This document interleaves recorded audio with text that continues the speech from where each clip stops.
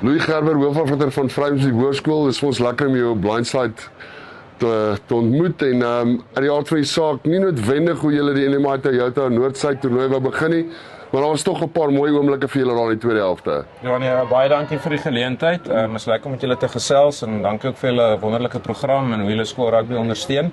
Ja nee, dit was 'n moeilike begin vir ons gewees. Ek dink Nelspruit is 'n kwaliteitsspan.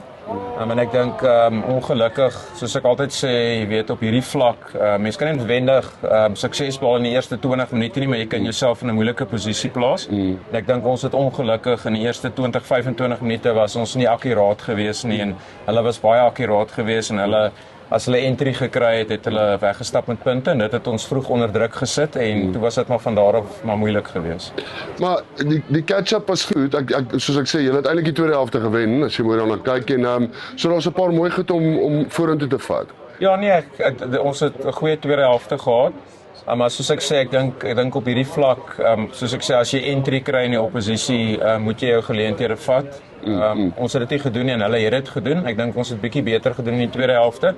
Ons was ook nie akkuraat geweest met ons vaste fasette in die eerste helfte nie, veral ons lyn staan nie. Maar dit het beter georganiseer in die tweede helfte en toe het ons natuurlik nou, soos hulle sê, reward daarvoor gekry. Ja. So Louis, baie starte, ons gaan vir julle dophou en natuurlik gaan ons julle volgende wedstryd, ons sal weer met jou gesels, maar baie starte vir julle seisoen.